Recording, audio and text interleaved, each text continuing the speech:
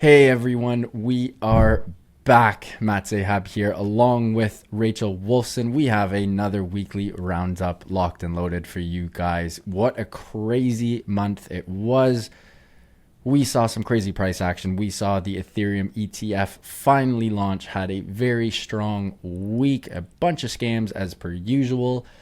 Politicians racing to get their crypto ducks in a row, and California making some big news and finally adopting the blockchain. And it's the DMV, which is the worst thing in the world.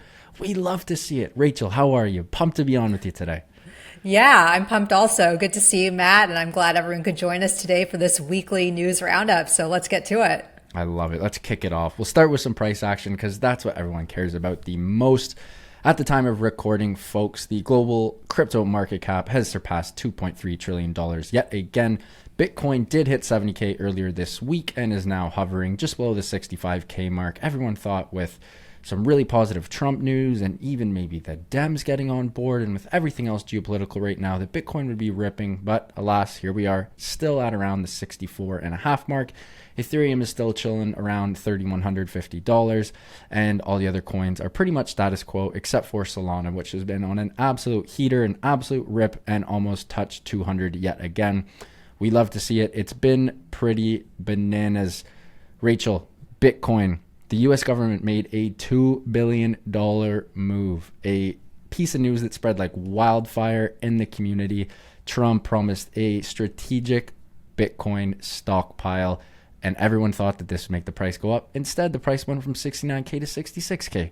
What's going on here? What in the world is happening in the Bitcoin world right now? Yeah, no, it's crazy. I mean, I think this also goes to show that, although Trump is promoting Bitcoin and for Bitcoin, it doesn't necessarily mean that the price of Bitcoin will go up. But this is major news because Trump, if president, pledges to form a Bitcoin reserve using 210,000 Bitcoin seized by the Department of Justice as the core of a new strategic national Bitcoin stockpile. So that's pretty interesting. 210,000 Bitcoin the US Gov has. That is quite the stash that is locked and loaded. We'd love to see that. Another big piece of news on the week. The biggest piece of news, obviously, besides the hopefully not World War III action happening out in the Middle East. But that aside, the biggest sort of finance news was the Fed held interest rates again, and that made US equities and cryptos stay in the green. This marks their 8th consecutive pause since consistently raising interest rates from March 2022 to July 2023. Some crazy stuff. And speaking of crazy stuff, Rachel, we got to talk about meme coins. Did you see what happened with the Neiro coin earlier on this week? One coin hit 200 million, another coin, same coin called Neiro, hit like 50 mil. It was absolute bonkers, and supposedly it's from the Dogecoin owners adopted Shiba Inu, who is named Neiro. Here we are again. Craziness in meme coin world. What a story. Yeah, no, meme coins are always doing some crazy stuff, but this is one that I wasn't following so closely. I did hear about the story about the Shiba Inu, the original Doge, passing away. So maybe this is like the second coming. Yeah. But yeah, Matt, can you kind of tell us a little bit about that? It was just, meme coins doing meme coin stuff, popped up out of nowhere. I want to say this was on the weekend, last weekend. One of the coins ended up hitting 200 mil. Another one hit $89 million in just 3 hours. And then they both took an absolute massive drop. One is still, I believe, trading around the 50 to 100 mil mark. Again, crazy volume, almost all retail coming in. And it just goes to show you got to be on your computer all the time if you want to succeed in this crypto world, because you get in early and you can make life-changing money. Again, not financial advice, not saying to get into meme coins, but it's the easiest way to make a bag very quickly in today's day and age. Speaking of days and age, Ethereum's birthday turned 9th on Tuesday, July 30th. Come a crazy long way since the inception. Did you do anything fun for ETH's birthday this week? Yeah, no, I had some cake. Just kidding. I didn't have cake, but I did celebrate on X. I did a Spaces there with Bitmart, the exchange, and we talked all about the growth and evolution of Ethereum, and it's come a long way. So shout out to Ethereum for turning 9 years old. That's a big milestone, especially with the spot ETH ETFs happening in the United States now. It's so true. One of the biggest pieces of news of this week as well, folks. And as a Canadian, this put a smile on my face. California is using the Avalanche blockchain to streamline title transfers, aka when you go to the DMV, which is, if you've never been to the DMV, folks, geez Louise, you're waiting there a while. It's an absolute shit show. Again, I'm Canadian. Rachel, you are American. California is partnering with Avalanche to put driver's licenses and car-based pieces of info on the blockchain. There's 42 million cars in California and 39 million people. You are one of them. How big is this for your amazing state? Yeah, no, it's huge. This is actually a story that I want to write a feature for Cryptonews. So stay tuned. I'm going to dig into it a little bit and we'll see what's next for this. How sweet is that going to be, though? Jumping on an app and not having to go to the DMV again? That's got to save you hours and hours. I love that. Yeah. Shout out Cali. Good stuff. Mt.Gox moved $2.5 billion in Bitcoin. Crazy, crazy, crazy. That is the Japanese crypto exchange that collapsed back in 2014. Just transferred a further $2.5 billion on Wednesday. Hundreds of thousands of Bitcoins being transferred to most of the big exchanges like the Krakens, who had tons of people who got scammed back in the day. Do you think this has any market implications? Do you think people are seeing this and being like, what's going on there? Who are the final touch points? Do you think this had any perhaps negative price implications this week, along with all the positive news that came out? It's a little weird, don't you think? Yeah, it's weird. It definitely might have impacted the price of Bitcoin for sure. Yeah. Yeah. So Matt, let's talk a little bit about Solana. That it's surging. It continues to surge. Solana's Sol token made a 16% surge to $193.92, a move that was quickly followed by an 8% correction, landing the price at $179. Despite the pullback, Sol still posted an impressive 23.5% gain for July. I'm a big Sol guy. You know I love Sol.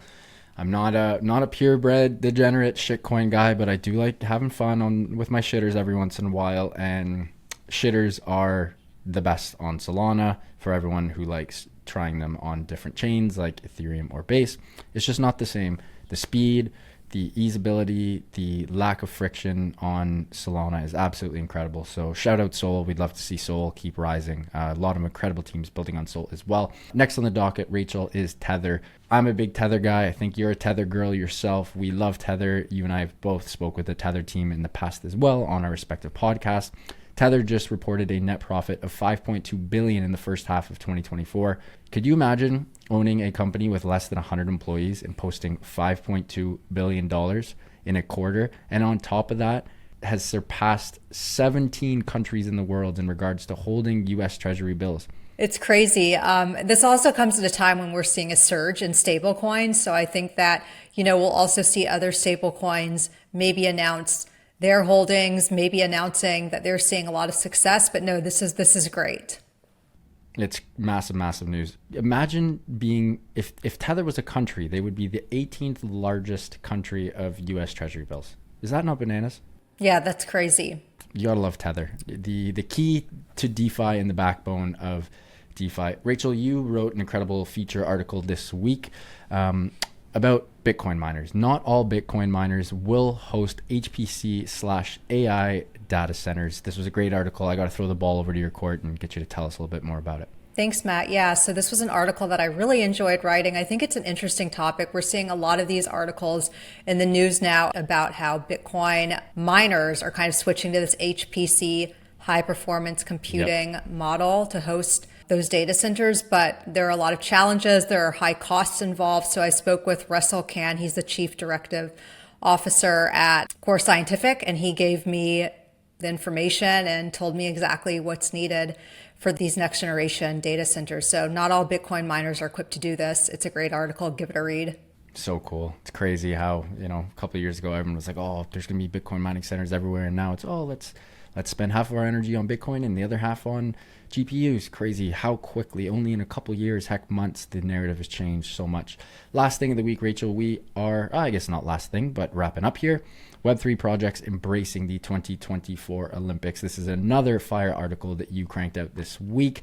Web3 companies are indeed celebrating the Olympics. The Sandbox has a number of games geared towards the Olympics, and a really cool fitness tracker similar to the Oura Ring that I have called Equities is worn by Olympic athletes. Super cool, tracking their health and everything. And then it gets recorded on the blockchain. How much fun was it learning about this and tying like crypto into actual real world applications? Yeah, it's great. I mean, I think it's not surprising that Web3 projects are celebrating the Olympics, but I think it's gaining little traction. So I'm glad I was able to write that.